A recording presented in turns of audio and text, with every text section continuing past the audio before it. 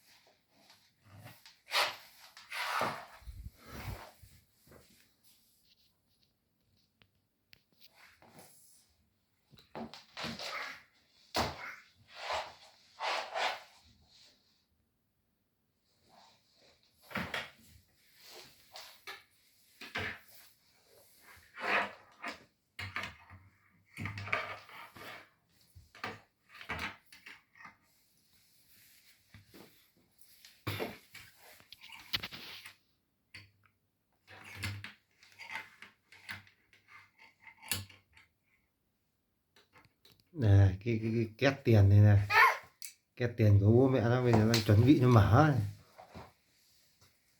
Không mở được.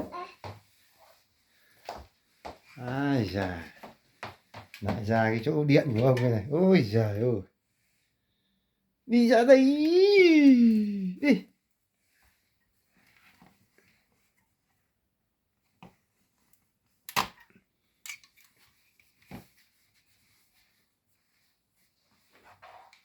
Đây cho về.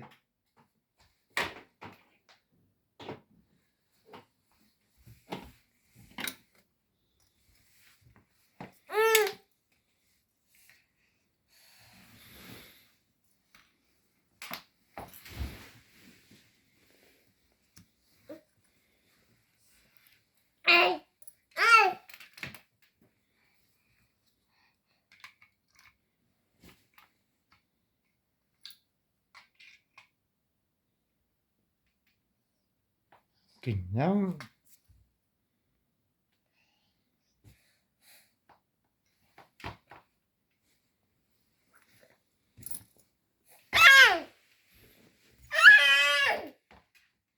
Kinh không? Tay hòm chìa khóa, cầm cái chìa khóa của nhà nó phải biết ngay. Giữ chìa khóa.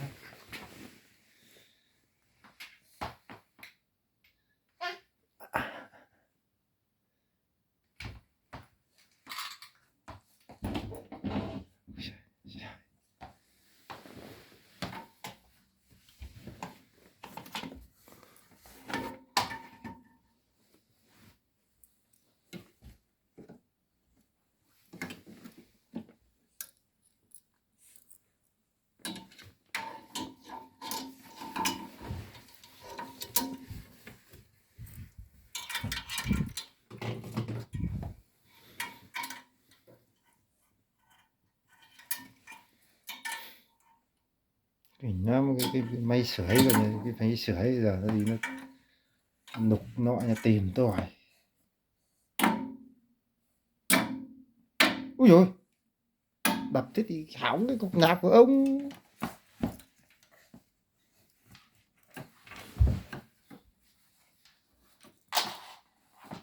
Ui giời, giờ chui xuống gầm giường thì chết rồi. Chết rồi, chui gầm giường rồi chết rồi. Đầu kìm chiếc tôi biết rồi để đấy mày nó không phát hiện. Thôi đi ra đây tôi mày. Đây, đi.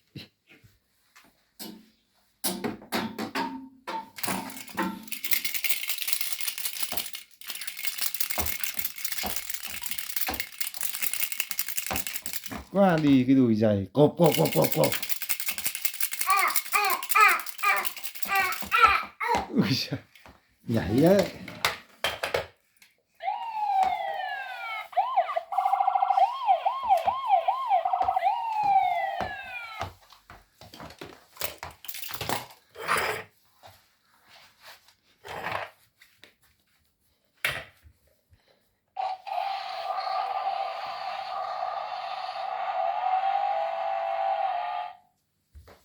Này, Tôm ơi,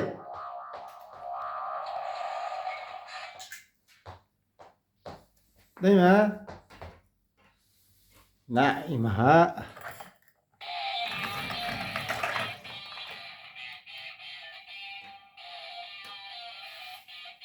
Kinh không, sờ vin đứng này. Chết rồi. Quả này tiền thì lấy hết. Lấy tiền mang cho ông nhé. Nên lấy tiền đây, mở lấy tiền cho ông nhé. Ai dậy mà cũng thọc cái chìa vào đấy.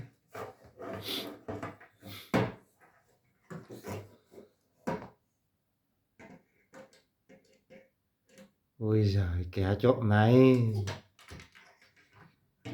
Kẻ trộm này nỉ nhá. Không sợ ai.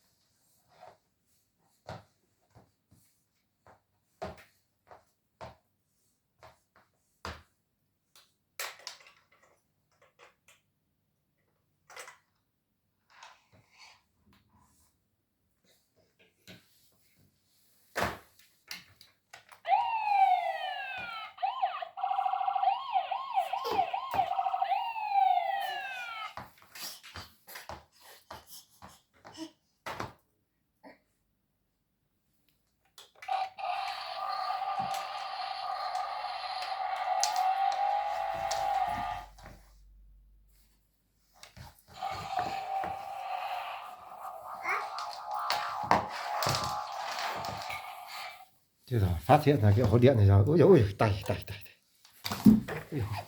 tay, ổ điện.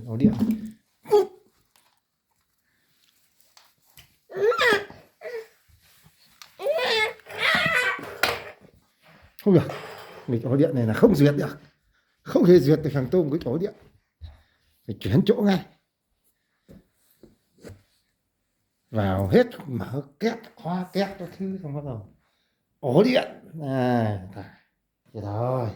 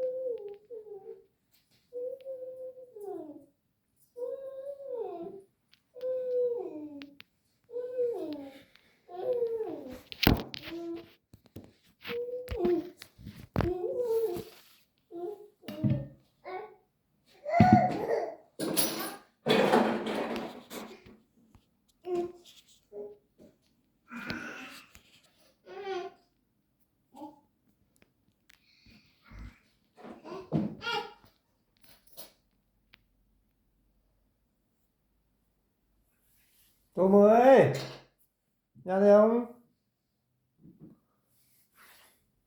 Đâu rồi? Đâu, Tôm đâu? À, đây rồi.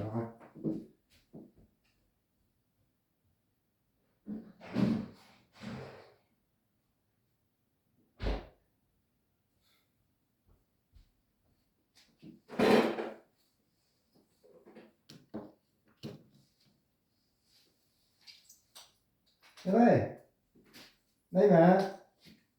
Tôm ơi, đứng dậy. Chứ không chơi bò à?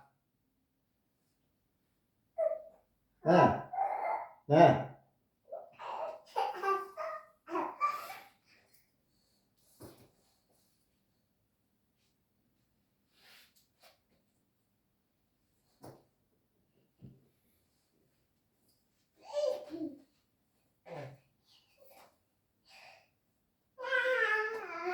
Ôi giỏi quá, ôi giời, nó giỏi đấy, ôi giời ơi, nó giỏi đi kia cơ mà, ôi giời, ôi giời, giỏi, ôi giời. Anh ơi, anh ơi. Ui giỏi thế bạn ơi, ui giỏi mà, ui, ui giời, giỏi thế, giỏi thế, giỏi thế. À, đi ra đây nhé, ông này quay ra đây ông nhé. Cơm ơi, đây đây đây đây, đây đi ra đây mà, đây mà, này đây này đây đây đây này, này, này.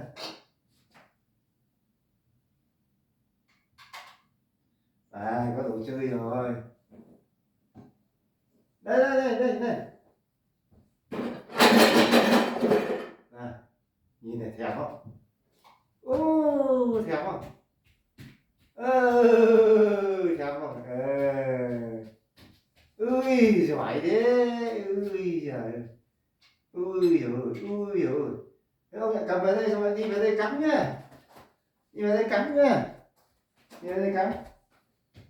Ui giời, nhanh như đứng dậy về đây cắm em. Nào đứng dậy, dậy. Đấy, đứng dậy này, này cắm này, cắm. Đứng dậy.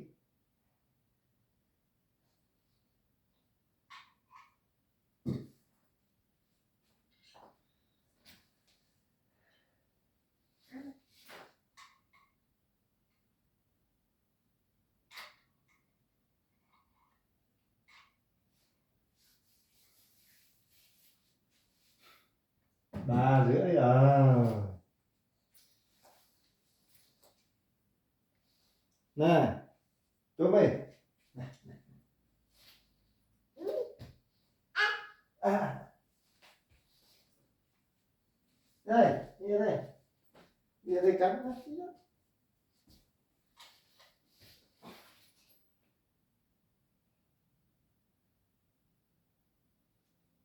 Mình gắn cũng gắn. Có phải đây, đây. Đây.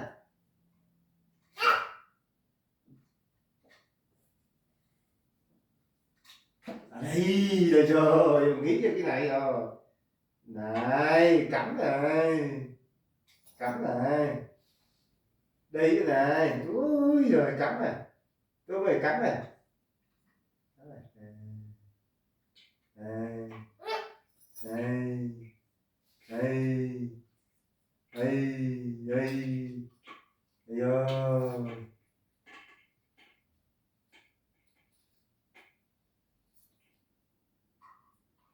Không máu chơi.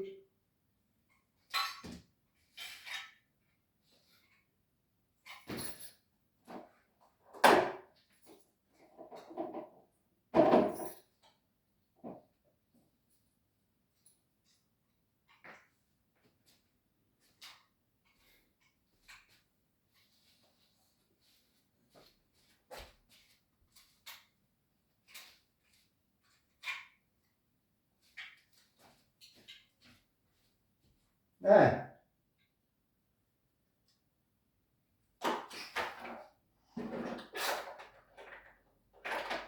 Cái gì các bạn? Cái gì cũng cho chìa khóa các bạn.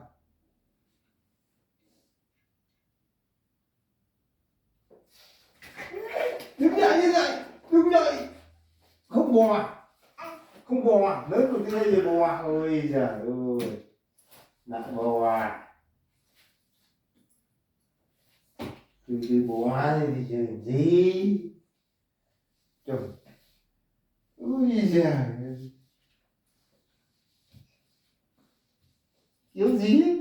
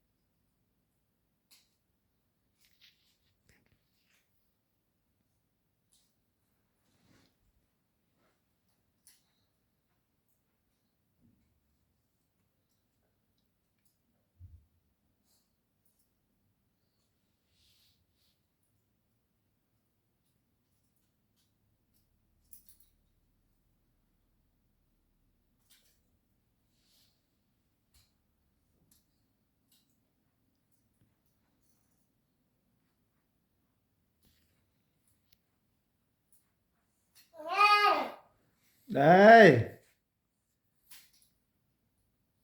đâu rồi nhỉ, nó quên thì nay không đi. Tôm ơi, quên không đứng dậy đi à?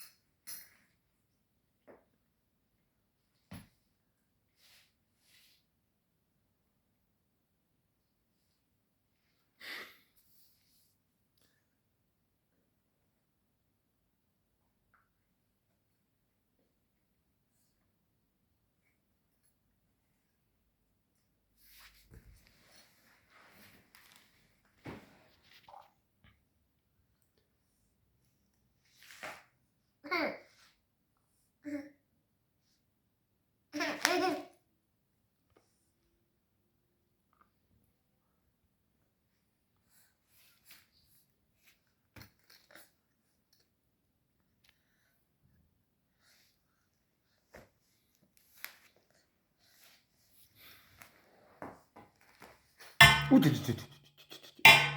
Vỡ kinh. Ui trời, chết rồi, thằng này hư thế đưa chưa, hư hư hư hư, không nhanh cầm,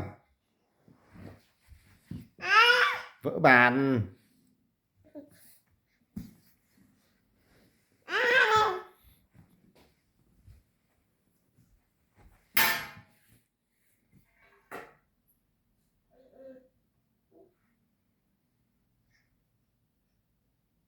Ê ồ, ê ồ, ê ồ, ê ồ, ê ồ, ê ồ, ê ồ, cái thằng nghịch, cái thằng nghịch ngợm, cái thằng nghịch ngợm ấy, cái vặt ấy, chắc ấy tay. Ê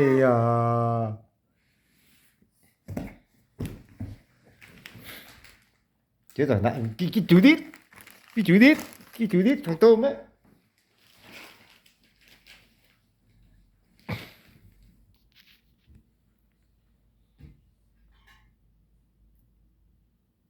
Khi lúc ăn thì đút thì còn không mồm há, bây giờ không ăn thì lại đút, tự đút, nghịch.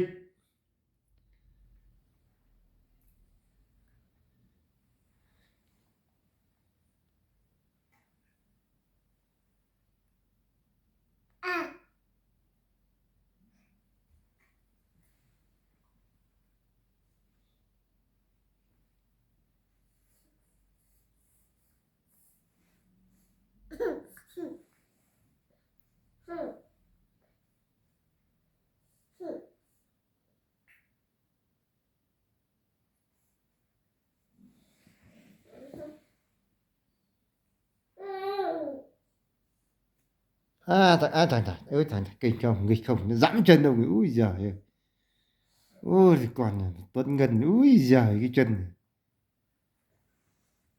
Ui giời, Tuấn Ngân đấy, nó cứ phải tìm được cái chân này nó dẫm này mà, dẫm vào rồi đâu.